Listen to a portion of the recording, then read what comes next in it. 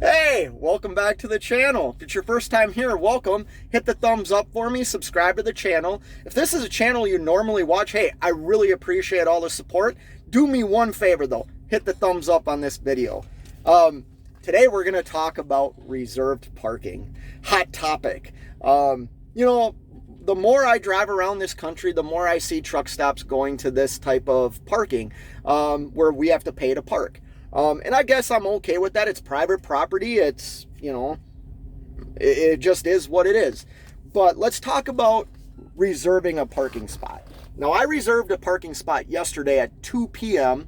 I reserve a lot of parking. I'm a reefer hauler, so I work very strange hours, and I usually need to reserve a spot to get into a parking spot. Now, the parking spot that I reserved at 2 p.m. I went and did my delivery at midnight. I got back to this truck stop at 2 a.m. When I rolled in, there was no spots available, so I pulled up in front of a diesel island and parked. Nobody was here. I walked in and said, hey, there's no reserved parking left. Here's my receipt. What can be done about this? And the lady behind the counter said, I'm sorry, we don't patrol our lot. I can't go outside. When I was talking to her, there was a mechanic from the shop that's connected to this truck stop who said, hey, I'll do you a favor. Back into door 4 or back into bay 4 area where the door is, because that door is not working, and you can stay there until a spot opens up in the morning. If anybody bothers you, just tell them, hey, you're waiting for service. So that's what I did. About 8 o'clock in the morning, I was able to park.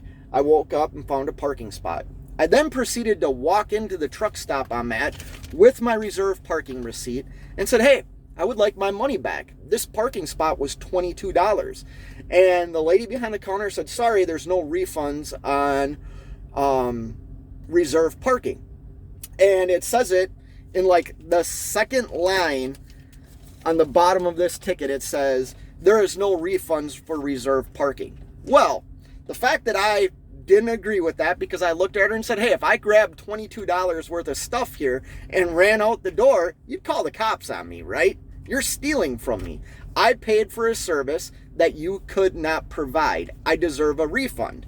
Well, she argued with me and said no, and I didn't want to create a scene, so I said, well, do you have a general manager's phone number? And she said, our general manager will be here at noon. So I waited till noon and walked in, and here's the thing. This is what I want you all to hear. If you pay for parking, it does say on this receipt there is no refund for parking. However, if you read the fine print towards the bottom, it says this.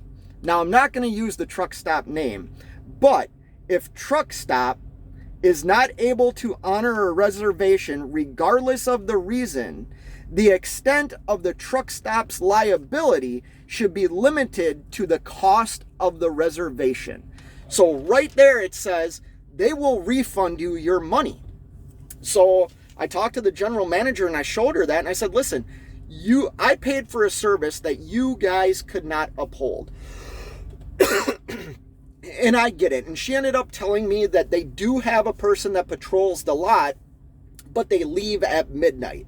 And I said, well, I'm sorry, but that's really not my problem. It's your problem. You know what I mean? Like, I'm not arguing the semantics of how you operate, but I paid for a service that you could not deliver on. It says right on the very fine print towards the bottom of your receipt that you are held accountable to the limit of the parking reservation.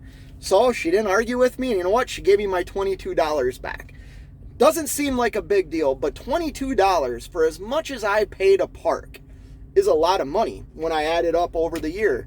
So yeah, just keep in mind, if you're going to reserve a spot, doesn't guarantee you a spot, but you know what? Read your receipt. Always go in and get a receipt, because I actually read the receipt on my email and it doesn't have this language in the receipt that I received on the email. So always get a paper copy of your receipt, and you paid for something. And if you didn't receive that, be respectful. When I say argumentative, be argumentative in the right way. State the facts, plead your case, and try and get your money back. Anyways, hope this video was helpful, informational. Until next time, you know what it is. Keep on trucking. subscribe to the channel.